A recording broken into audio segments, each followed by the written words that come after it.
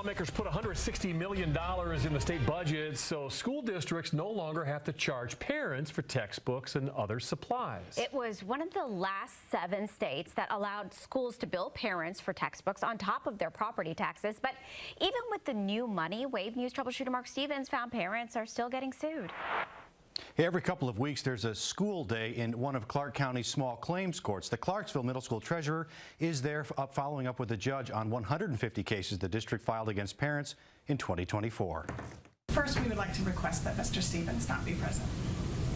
Next denied. Thank you. Clarksville Schools didn't want me watching their small claims docket this day, which had actually shrunk. Of the 11 cases the judge granted Wave permission to record, only 2 ended up being heard. Claim was filed for the 382, and so the family has made some measure of payment. Is that correct? That is correct. The district told me it files small claims cases as a last resort. The treasurer explained she'll work with parents to come up with a payment plan, even right up to the court date. This student, when he, in the 21-22 school year, he left with his Chromebook and didn't return the Chromebooks. But Clarksville Schools is the only district we found in the area that sues parents directly. Greater Clark and New Albany-Floyd County Schools contract with collections agencies to pursue overdue bills. $1,039.92. And what does that represent, please? That represents both Chromebook fees and curricular material fees. The treasurer filed 150 small claims cases last year for bills parents didn't pay dating back to the pandemic. We asked for a sample and found the district charges fees on everything from books, technology, planners, even a fee for the lockers.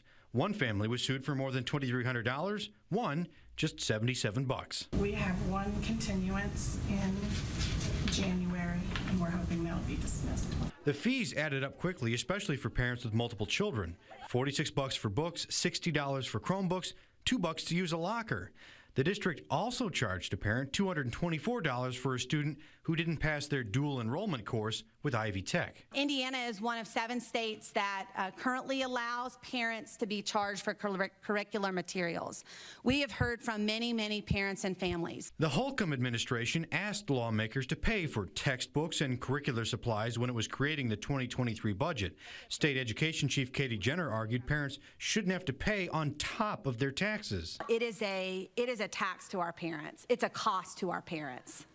And I think it's something that we should and can remove. Democrat Ed Delaney says pressure to do something had been building for some time. A matter of long-term neglect. I don't think that was ever a good idea. We fought for several years to get it changed. Lawmakers approved picking up the cost, and the state settled on paying $158 per student and is studying whether that's enough. But Delaney doesn't recall any debate on limiting schools' ability to collect old debt. He thinks they shouldn't. It's obvious that the mind of the legislature was to end this game and take the burden off the parents. So I, for one, would be happy if the school districts just said, let's not do this anymore. The law no longer allows districts to charge for textbooks and other curricular materials. Clarksville superintendent declined an on-camera interview, but she explained the district needed to collect unpaid bills. If it didn't, eventually she'd be forced to raid the money meant to pay teachers and staff. The district's textbook fund was in the red back in 2012 and has improved ever since. In districts that don't have a lot of wealthy homeowners, big houses, factories, warehouses, and so forth, those districts are scrambling for property tax revenue.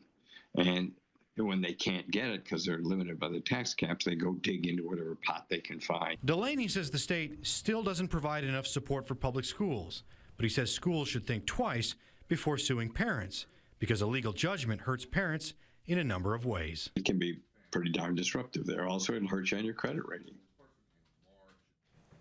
The superintendent told me there was a full review of textbooks and other fees to see what was really necessary to be charging now that the state picks up the cost, and it prohibits districts from billing for those items. The law allows districts to continue to charge for missing and damaged items. It did get $800,000 in new state funding to replace the fees.